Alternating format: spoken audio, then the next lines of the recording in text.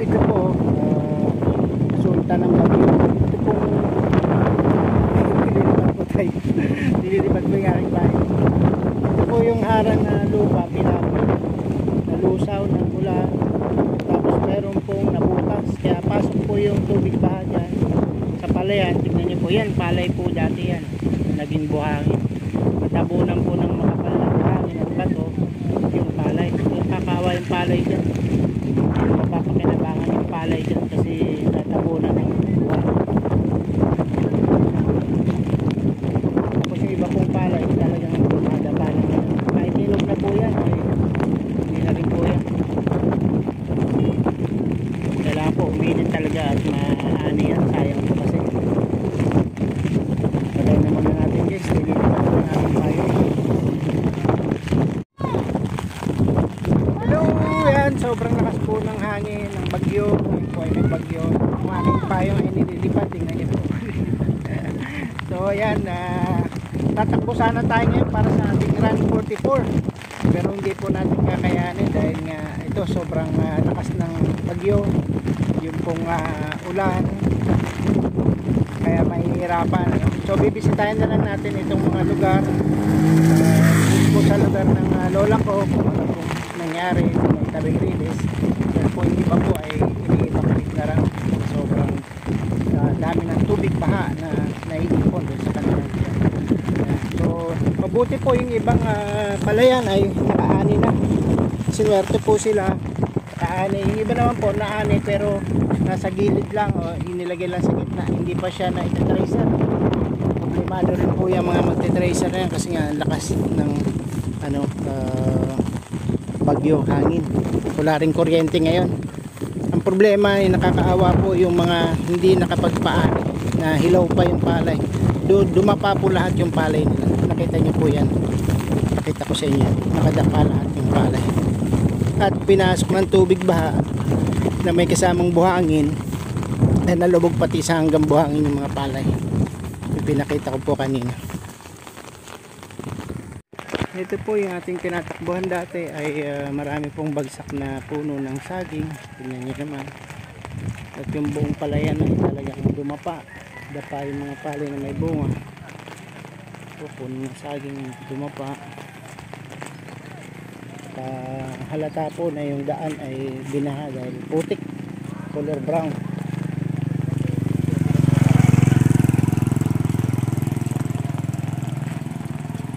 Uncle Jesse, kumusta po? Mabuti naman. Pinasok yung bahay namin. Pinasok rin dyan sa loob. Sobrang taas ano? Tubo. Yung mga baboy. Mabuti na kasalba. Kasalba. Isang ano na lang, isang jangkal na lang. Yung natira. Opo. Muntik na sana. Sabi ko, buti nga. sabi ko, bahala na kayo. Opo. Buhay naman. Okay. Sinwerte pa rin. Kaya pala puro putik na oh. Kan kaya kasi tubig kan dali ako. Yan ang galing dito. Opo. Dito pala nang galing. Uy. Ahoy, nagyan ko dyan sa tubig. Sabi.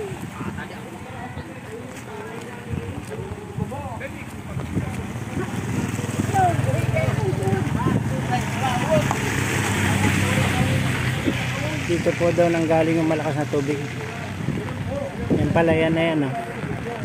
Buti nga po na-harvest na po yung palay dyan. Hindi ay yan babad na yan sa tubig baha. Sayang. Marami po dito oh. Pinasok din yung baha nila dito. Yung bahay nila Uncle Jesse pinasok.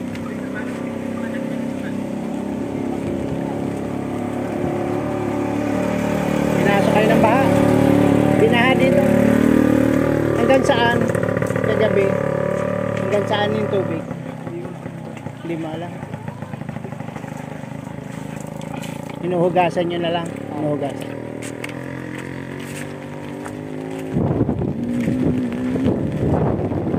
Ito pa po isang naging sanhi oh. May humarang na mga punong kahoy. Saka yun, buko pa oh. May buko po. Sobrang yan po ang nagpaharang, nagpabaha ng gusto dito. Yung mga puno na Pumarang din sa tubig.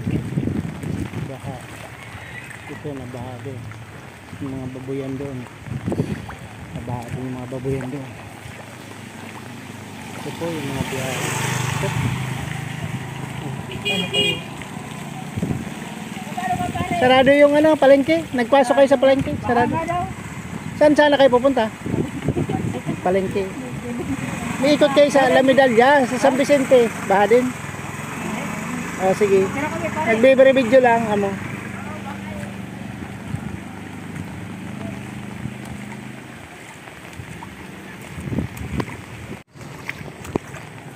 Ito na po ang daan. Tapos marami pong sasakyan na naipon. Dito po sa ginagawang diversion, medyo nakataas po kasi itong lupa nito. Iniwan na po nila dyan at naglakad na lang papuntang sentro. Ito po yun, meron kasi ditong ginawang diversion, pinataas tong daan, kaya yung tubig walang mapuntahan sa gilid. Ayan, tubig yun, dadaan tubig, puno rin yung tubig dito kaliwas lang. So, ibig sabihin kaya maputik itong inabot pa rin ito kagabi, mataas ito kagabi.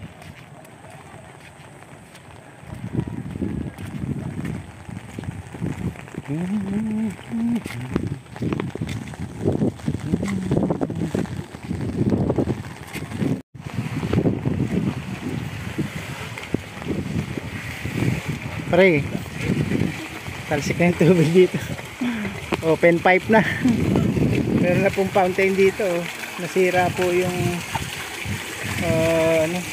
gate valve. Gate valve po ng tubig. Kaya tama tapon yung tubig ng nanggagaling sa water district. Purwasa. Ito na po umpisa. Taas na po ng, ito po hanggang kasentrohan na ito. Mataas na po yung bahagi. Ito po tayo, susubukan natin ditong tumawid.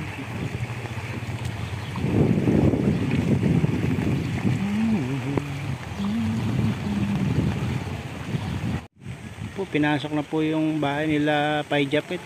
Yung sopa nila basang-basa.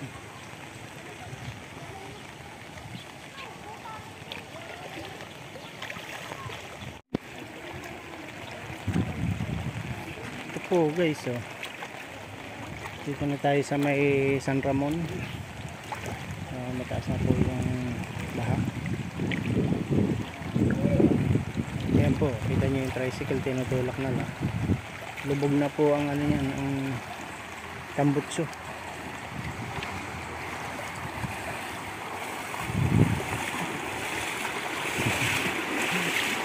Tutulak na. Pinapasok na yung tambutso. Tutulak nila yung tricycle nila para makalampas dito sa San Ramon po.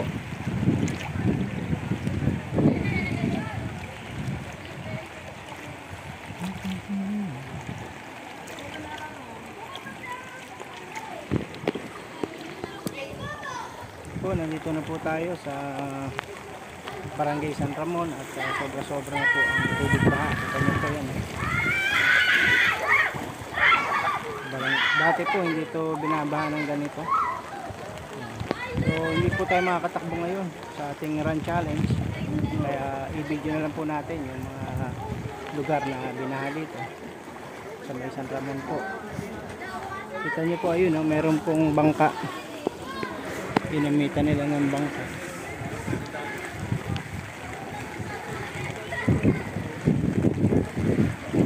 Meron na pong bangka doon para sa mga lilikas.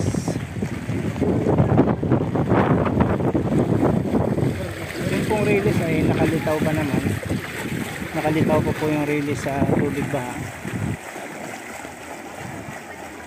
Pero ito po ay hanggang ano na, hanggang kasentrohan dun sa sentro.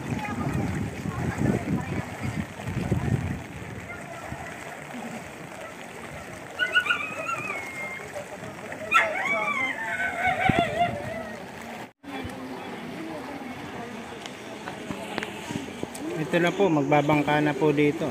Kung gusto niyo pong makatawid ng papuntang palengke, magbabangka po kayo. Ito po yung may Pagsingitan Road, Barangay Pagsingit, Barangay San Ramon. So sigurado po dinaanan po ito ng tubig, baha, no? Tignan niyo po yung daan, puro na putik. So humupa na yung tubig. Tignan natin kung pinasok sila ng tubig. Baha. Nagparatumba pala yung ano dito. Patumba yung mga batag niya.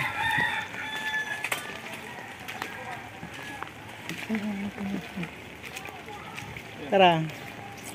Pinasok ka mo, tubig. Naarangan man. Yung pader.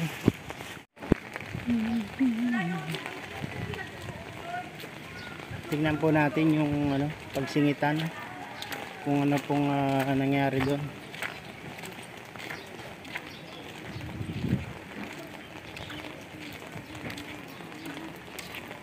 Boy, tara, pinasok kayo dyan tubig. Hindi naman.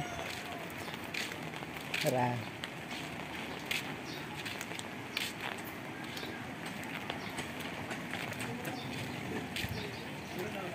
Grabing basura dito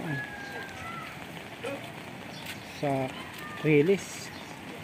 Wala ring makapagbiyahe ngayon na ano, PNR train kahit sa dami ng humarang ng mga puno dito po sa Rilis at sa tulay. Tignan po natin. Yun, sobrang taas pa rin ng tubig.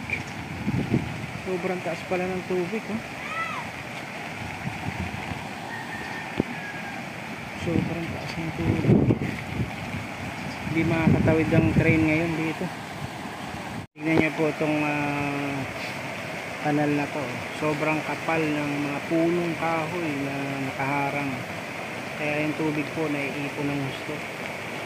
Tignan niyo po yung tubig baha. Ipon na ipon. So, dito nagdaan yan yung tubig dito papasok sa mga bahayan. Ito, tumaas po yung tubig dito. So, mataas po ang tubig dito. Kagabi, sobrang lakas.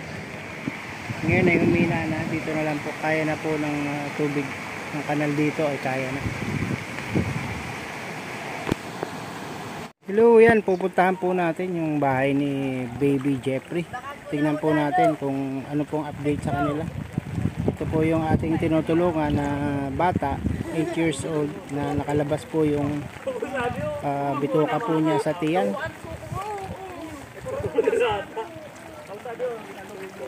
Punta na po tayo. Medyo baha po dito sa dinadaanan natin, kaya ingat po tayo dito. Baka tayo mapadapa, ay basa din yung ating cellphone. Yan po. Samahan niyo po ako, puntahan po natin si Baby Jeffrey. Puro na putol ang mga batag.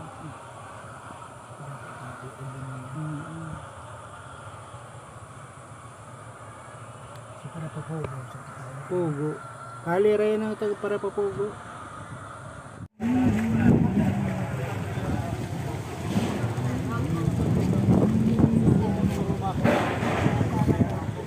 Ang dami pa naman dyan tilapia.